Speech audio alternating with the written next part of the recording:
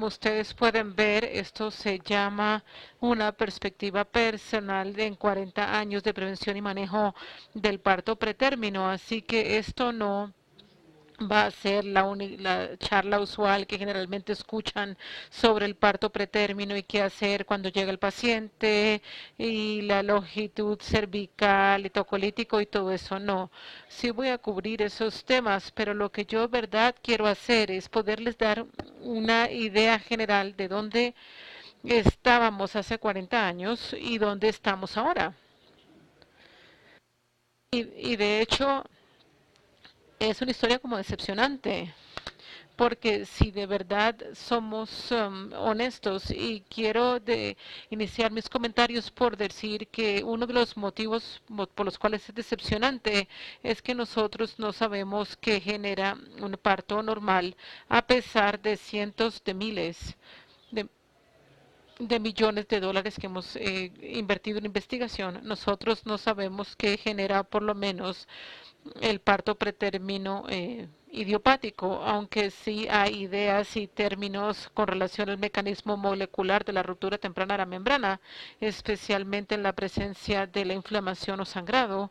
La verdad, no sabemos qué es lo que causa esto y ciertamente no podemos prevenirlo. Así que después de 45 o 50 años no estamos mucho más cerca. Déjenme revisar algunas de estas cosas con ustedes y les voy a dar la perspectiva. Y ustedes pueden estar de acuerdo, pueden estar en desacuerdo, está bien. El pointer. Bueno, bueno. Estos son algunos datos que fueron publicados hace unos años y aún sigue siendo válida. Esto provino de algunos datos de Cathy Spohn, que trató de ver todas las causas de mortalidad neonatal. Y como ustedes pueden ver, los defectos al nacer son de los primeros dos, pero el parto pretérmino y bajo peso al nacer, que ha sido un tema en la mañana de hoy y esta tarde, está en la parte superior, aún es el problema más grande que nosotros tenemos. Como ustedes escucharon antes, en el día de hoy nosotros no nos va muy bien, no nos va muy bien en términos de nuestro rango a nivel global con relación con parto pretérmino, con relación con mortalidad neonatal. Y bueno, y nos gusta excusarnos y decimos, bueno, tenemos una población muy heterogénea y sí es cierto y tenemos mayores riesgos en algunas poblaciones de pacientes que en otros. El hecho es que debemos sentirnos avergonzados de ser un país con tantos recursos y tener una tasa de parto pretérmino tan elevada. Pero bueno, hablemos de algunas cosas que usted sí escucha todo el tiempo y que usted utiliza todo el tiempo. ¿Qué funciona la tocolíticos, la progesterona? Bueno, veamos los datos y veamos qué tipo de impacto ha hecho esto. Bueno, no voy a revisar cientos y cientos de ensayos con relación a los tocolíticos, pero la idea central es que cuando usted compara por lo menos los bloqueadores de canales de calcio con cualquier tipo de agente tocolítico, ellos aparentan ser más efectivos que los otros en términos de la reducción del parto pretérmino dentro de 7 días de tratamiento. Y bueno, en un resumen de los calcios de canales dictales como la nofedipina y la tocibanda, aunque ya no lo utilizamos, puede retrasar el parto entre 2 a 7 días con una relación favorable de riesgo-beneficio.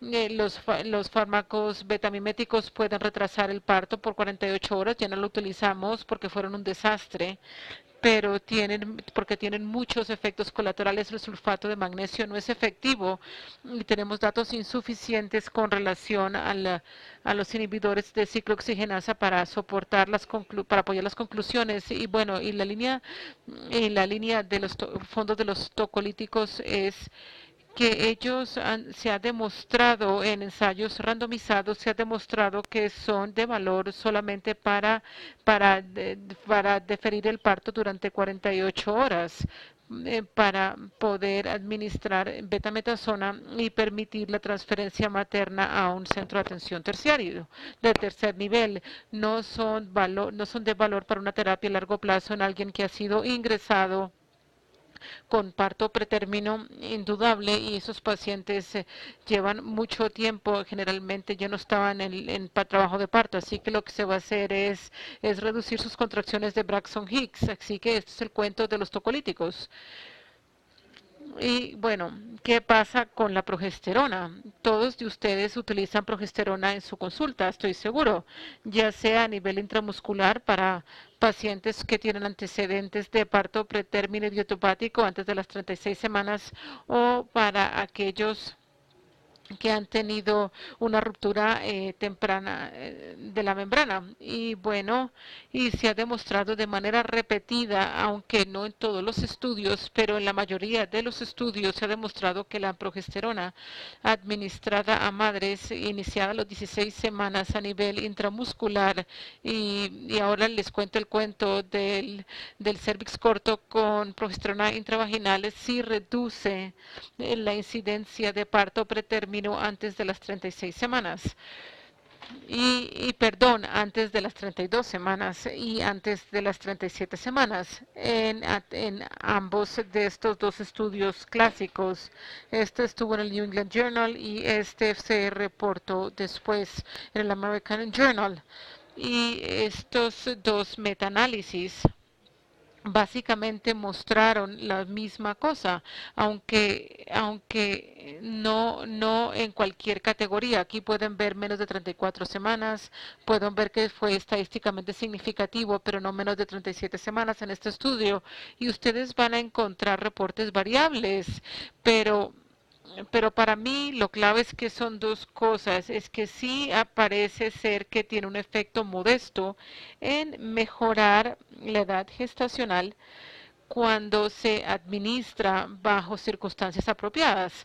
Pero yo pienso que es razonable preguntarse cuál sería la posibilidad biológica de esto cuando estamos lidiando con una situación en la cual la placenta como tal genera mucha más progesterona en 24 horas que la cantidad de progesterona que se administra en una inyección por semana. ¿Sí han pensado en eso? Cuál es la causa biológica? Es algo que siempre me gusta sacar a colación cuando hablamos acerca de la estudios epidemiológicos, de los cuales son muy escépticos, pero aquí hay uno que de verdad hay que preguntarse es cómo funciona por qué funciona así. Pero sí parece que funciona también en la presencia de un cervix corto. Estos son los estudios principales con relación al cervix corto. Este fue el estudio que les mostré antes. La verdad, sí parece que reduce la posibilidad de parto pretérico en un 30 y 40% en pacientes que tienen un cervix corto menos de 2.5, algunos dicen 1.5 centímetros. Y eso parece ser que es ahora el tratamiento a efectuar para pacientes que tienen un cervix corto. Pero nuevamente, estos son cosas que la verdad son más efectivas para la progesterona en pacientes que tienen antecedentes de parto pretérmino. Y es cuestionable cómo tan efectivos estos son en mujeres primográvidas, pero aquellos que tienen un parto pretérmino anterior sí parece ser que es efectivo. ¿Y qué sucede con estas dos cosas? Porque estas son dos cosas que la gente ha estado utilizando todo el tiempo. Ya hablamos acerca de tocolíticos, hablamos acerca de la progesterona. ¿Qué pasa con el cerclaje y el reposo? ¿El cerclaje es popular aquí en Colombia? ¿Sí o no? El cerclaje. Sí. Es mezclado. Bueno, ¿qué pasa? ¿Cuántos de ustedes utilizan el reposo para pacientes que han tenido riesgo de parto pretérmino? Bueno, bueno, voy a trabajar con ustedes, pero bueno, veamos esto. Tratamos de ver los datos para apoyar esto.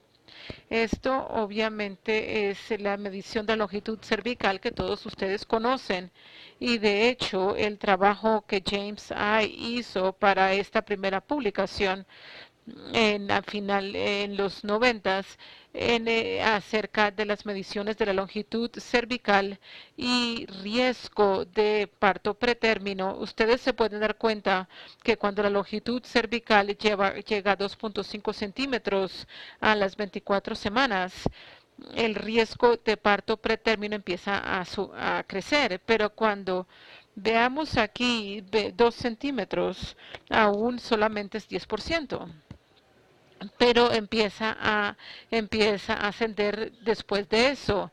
Así que nosotros estamos en una posición actualmente donde mediante longitud cervical y por antecedentes, la verdad, estamos bastante buenos en poder predecir el riesgo de un parto pretérmino, pero estamos menos efectivos en hacer nada al respecto.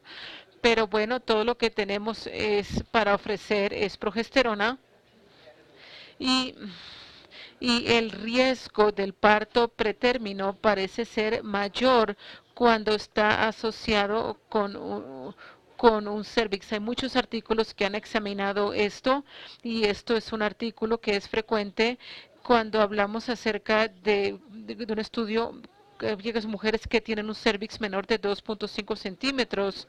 Miren la diferencia en parto pretérmino en menos de 37 semanas cuando había cuando, cuando había una canalización versus no. Entonces, la presencia de un cervix muy corto, a 24 semanas o menos, especialmente si está asociado y obviamente si está asociado con un parto pretérmino anterior, es una indicación para progesterona o es una indicación para el cerclaje. Pero no es la respuesta todo el tiempo porque no sabemos qué significa un cervix corto o dónde está dentro del espectro del parto. ¿Será un cervix incompetente o simplemente será un parto pretérmino? Es decir, que los componentes biológicos del parto han iniciado en un punto más temprano del tiempo. Nuevamente, no sabemos qué es lo que dispara los partos normales o normales a la fecha. ¿Y qué pasa con el cerclaje para un cervix corto? Bueno, yo no conté, pero no miré cuántos artículos hay en la literatura para el cerclaje, pero les puedo decir que habiéndolos leído todos, tratamos de leerlos. Aquí podemos ver que el American College tiene varias declaraciones finales y se los voy a decir en un momento, pero esto fue uno de los que más citados artículos y yo pienso que muchos de ustedes están familiarizados con un metaanálisis de 4 ensayos randomizados con más de 607 mujeres. El desenlace primario era una edad gestacional, un parto menor de 35 semanas. La población total, 29%, tuvo un grupo de cerclaje, 35% en el grupo no cerclaje, y la verdad es que no fue tan significativo.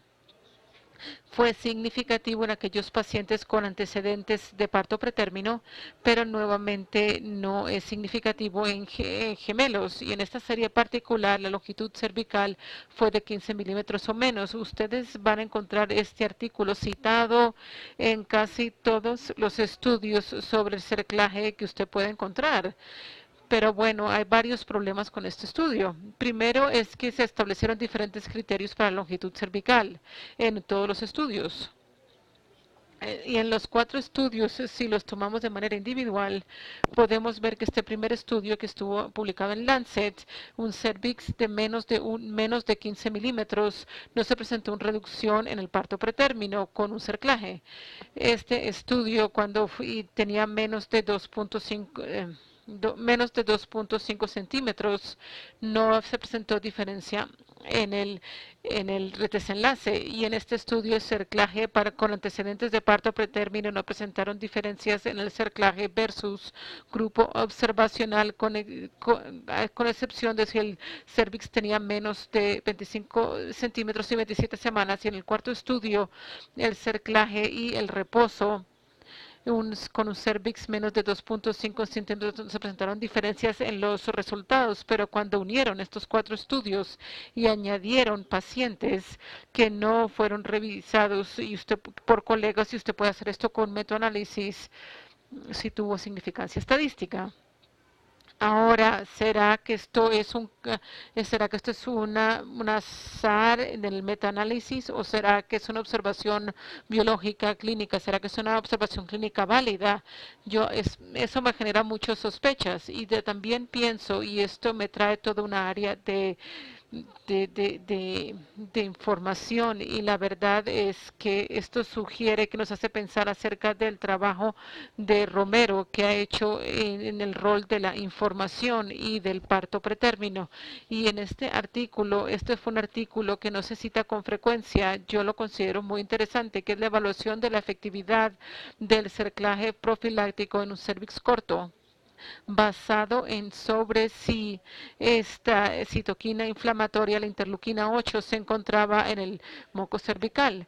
Y bueno, fueron 16,000 mujeres con una medición cérvica y con una determinación de IL-8 entre 20 y 24 semanas con un cervix corto. Entre aquellas que tenían un cervix corto y un IL-8 normal, eran menos propensos para el parto, para parto si se hace un cerclaje menos de 37 semanas, 33 semanas y al 54% que tenía estadísticamente significativo. Sin embargo, cuando se elevaba el muco cervical, el parto en menor de 37 semanas era más probable con un cerclaje que sin cerclaje. Así que, ¿qué es lo que está pasando? ¿Será la inflamación? ¿Será que debemos tamizar a las personas para ver si tienen citoquinas inflamatorias en el moco cervical antes de hacer un cerclaje? Ciertamente no es el estándar de atención, pero ciertamente es algo que se debe pensar. Bueno, el año pasado el American College publicó guías y sugerencias de que el cerclaje era razonable a tener en cuenta si había antecedentes de 1 o 2 pérdidas del embarazo en el primer y segundo semestre relacionados con la dilatación y la ausencia de trabajo de parto o ruptura de la placenta si se hizo un cerclaje en el segundo trimestre o en el examen físico, si había una dilatación cervical indolora durante el segundo trimestre, hallazgos de ultrasonido con antecedentes de parto pretérmino y finalmente un embarazo único actual con parto pretérmino espontáneo anterior con menos de 34 semanas de gestación y una longitud cervical corta antes de las 24 semanas. Y aquí es donde se hacen ahora los cerclajes. Bueno, ¿y qué hablamos acerca del reposo? La mayoría de ustedes utilizan el reposo. Bueno, Bueno, les sorprendería saber que no hay un solo ensayo randomizado que haya mostrado que tenga eficacia el reposo. El lado negativo es que pueden perder densidad, o sea, pueden incrementar el riesgo de enfermedad embólica trombovenoso, quita a la madre del trabajo, así que hay un problema financiero y la verdad es que es devastador ver a estos pacientes acostados. Eso tiene un efecto terrible en la familia. Usted tiene que preguntarse cuál es el beneficio del reposo. Este estudio del 94 de Goldenberg mostró que no había beneficios. En Cochrane no mostró beneficios.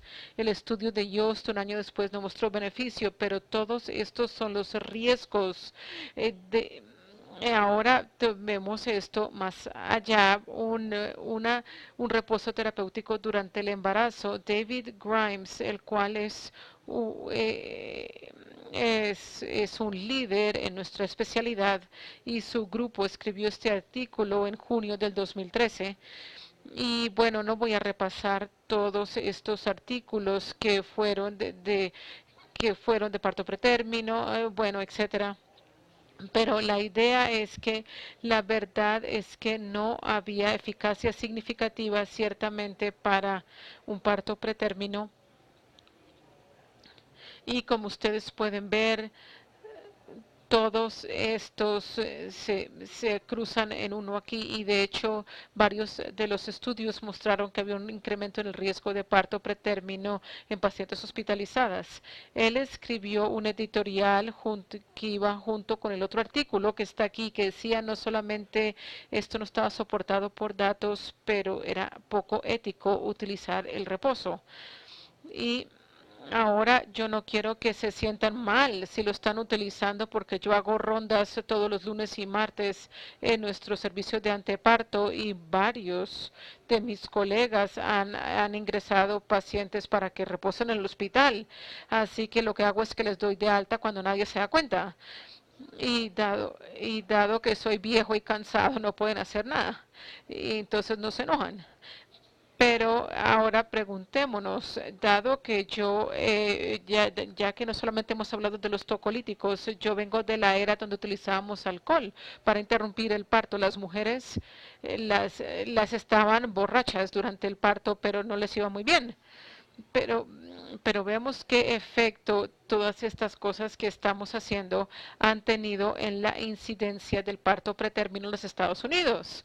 Y en el 2003, 12.3 y es ahora en el 2013 es 11.4 y yo pienso que uno puede hacer un caso diciendo que esta reducción muy leve de aquí de 12.8 coincide con el momento en que nuestra Sociedad Americana de Reproducción y Fertilidad generó guías para prevenir el que la gente pusiera más de 2 huevos fertilizados al momento de la fertilización in vitro. Así que no teníamos estos partos grandes y prematuridad por eso, pero de hecho las cosas que estamos haciendo como obstetras con una cosa han tenido muy poco o casi ningún efecto en la incidencia del parto pretérmino. Y yo pienso que nosotros necesitamos considerar eso y preguntarnos qué estamos haciendo.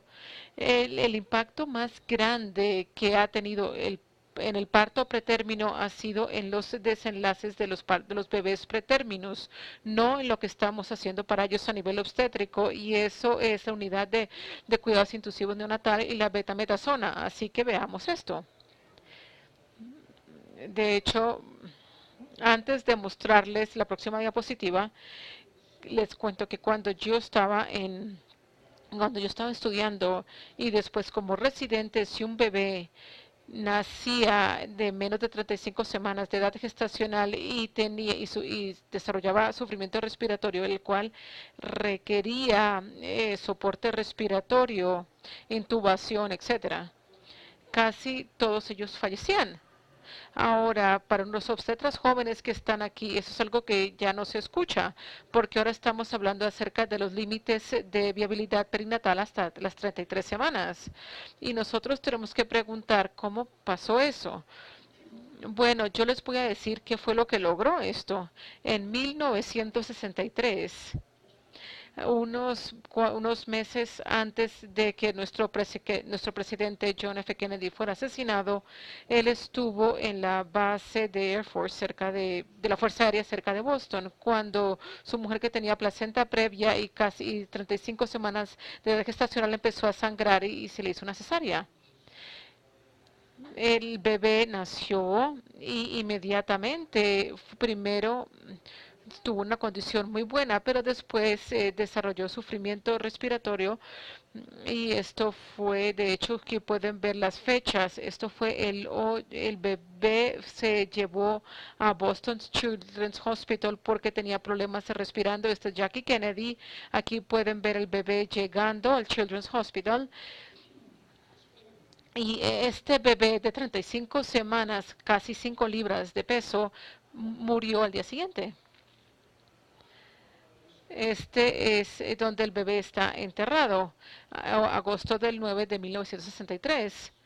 Esto tuvo un impacto grande en los partos pretérminos en nuestro país más que cualquier otra cosa, porque el Instituto Nacional de Salud Infantil, el cual ya había sido formado por el Kennedy y que había sido promovido por la familia Kennedy, empezó a florecer y millones de dólares empezaron a ser vertidos en la investigación sobre la enfermedad respiratoria en los nacidos pretérmino y se generaron como 4 o 5 UCINs en los Estados Unidos y a partir de ahí empezaron a crecer en número. Y ahora lo que estamos viendo debido a las mejoras en el cuidado intensivo neonatal entre el 63 y el 2010 o el 2015, ahora estamos hablando acerca de los límites de viabilidad perinatal estando al borde de donde estaríamos con una placenta artificial para poderlo bajar más. Y eso es un desarrollo extraordinario, pero compare ese desarrollo con tolatos tocolíticos, progesterona y cerclaje. Ya vieron el efecto que eso tiene. Somos buenos identificando el parto pretérmino, quién está a riesgo, pero no somos buenos en hacer nada al respecto. Esto fue uno de los dos eventos principales que generaron un cambio importante en los desenlaces. ¿Cuál es el otro? Ah, bueno, y antes de eso, que esto es un consenso de ACOG, SMFB acerca del nacimiento periviable que está publicado en Obstetrics and Gynecology este mes. Esto fue una fuerza de trabajo que trató de definir los límites de la viabilidad perinatal, cuáles son y por qué. Y ellos revisaron todo. Esto demuestra la tasa de supervivencia de, de, varios, de varios estudios recientes, llegando hasta 22 semanas, 23, 24 y 25. Aquí pueden ver la tasa de supervivencia como una función de la edad gestacional y la mayoría de estos estudios llegan a 30% o más, e incluso hasta 30 semanas de gestación.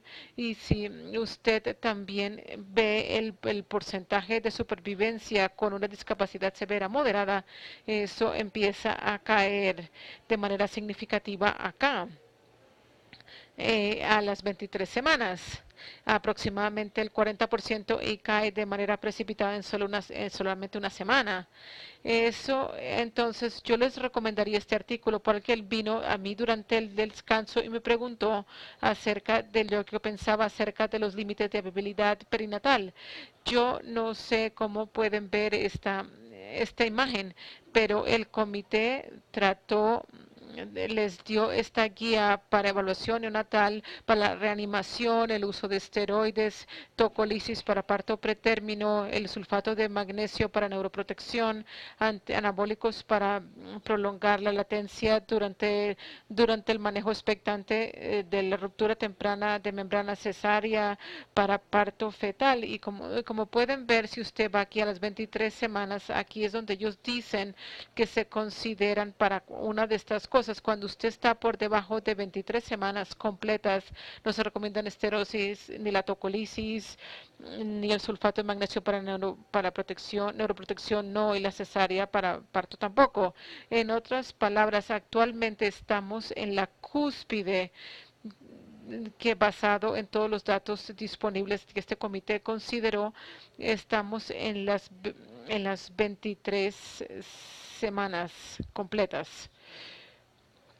Así que yo pienso que ustedes van a encontrar esto interesante, pero ¿qué pasa con las otras cosas? Y me disculpo, pero es porque estoy mal de tiempo, pero esto es la otra evento significativo e importante que se ha presentado en los últimos 40 años.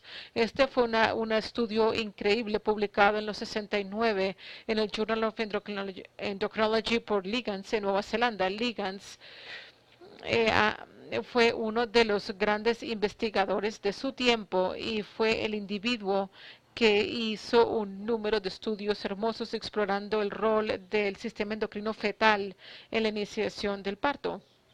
Este estudio fue uno que no tengo tiempo para ir a los detalles, pero la idea es que en aquellos fetos, o no, digamos que los fetos el feto de una oveja nace a 150 días, cuando nace antes de 130 días, todos desarrollan deficiencia del surfactante que no se puede distinguir a nivel fisiológico y histológico del humano.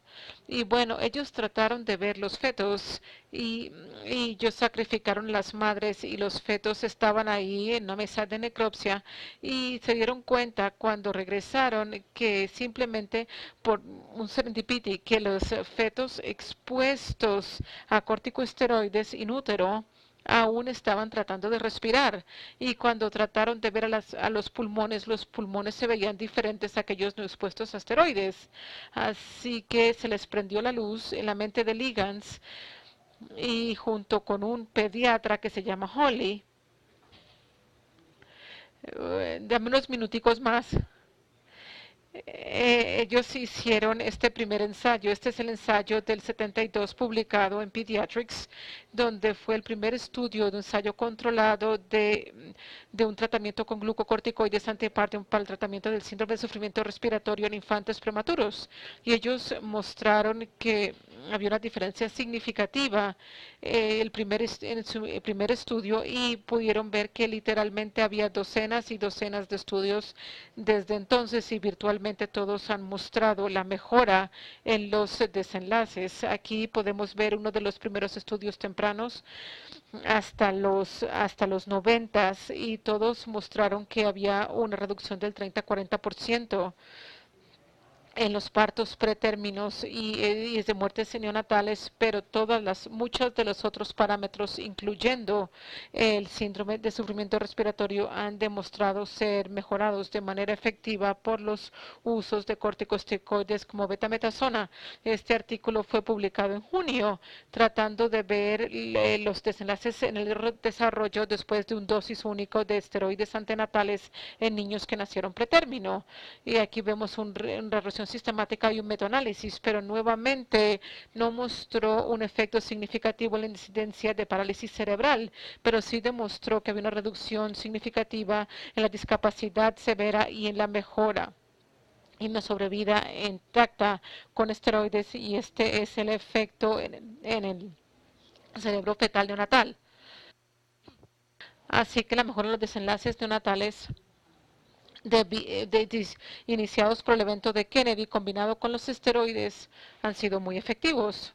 Y muy brevemente voy a saltarme estas diapositivas acerca del magnesio para la neuroprotección. Ha sido una buena historia de éxito. Aún no sabemos todos los motivos por qué, pero se ha demostrado en todos los estudios que reduce el riesgo de parálisis cerebral cuando un bebé pretérmino ha sido expuesto, ha sido evaluado por la base de datos de Cochrane y, y ha sido sometido a escrutinio. Y como resultado, aquí podemos ver la base de datos de Cochrane con todos los ensayos que muestran que el sulfato de magnesio reduce la parálisis cerebral cuando se administra con el propósito de neuroprotección, y también se recomienda por el College de utilizar cualquiera de los protocolos para una para menos de 32 semanas, y eso fue reafirmado el año y medio, hace un año. Así que es la historia del sulfato de magnesio. Así que han mejorado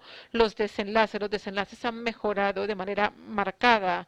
Como obstetras solamente podemos tomar crédito de la historia de la betasona. Ustedes van a encontrar miles y miles y miles de artículos sobre la progesterona, el cerclaje, los tocolíticos, etcétera. Yo no estoy segura de que han hecho algo más de que mejorar el currículum de la gente de la academia, pero la verdad es que no sabemos qué es lo que genera un parto normal o pretérmino. Y esto lo digo porque de pronto esto puede ser una lectura interesante. Acabo de escuchar una presentación de Mark Philip hace unos meses en la reunión de la Sociedad Americana de Obstetricia y Ginecología acerca de los telómeros y el inicio espontáneo del parto. Si usted está interesado en leer algo que de verdad es bastante fascinante, escriban esto. Está en Reproductive Sciences, fue publicado este año, volumen 22, página 1186. Y lo que hace es que resume la evidencia de que de hecho es el acortamiento de los telómeros de ADN, de los telómeros de ADN, lo que genera la apoptosis del tejido placentario, la liberación de ADN libre que dispara los receptores y esto dispara las citoquinas inflamatorias y después toda la cascada del parto. Es una teoría muy interesante con mucha evidencia que la soporta. Si esto vaya a soportar la prueba del tiempo, no sé, pero ciertamente es buena, o por no decir mejor, de lo que hemos visto hasta la fecha. Y sí cubre las vías inflamatorias que han sido algo que se ha elucidado durante los años y que es parte de la historia, pero lo que lo inicia, lo que lo dispara, parece ser que por lo menos desde esta evidencia el acortamiento de los telómeros. Así que qué pena que me pasé del tiempo.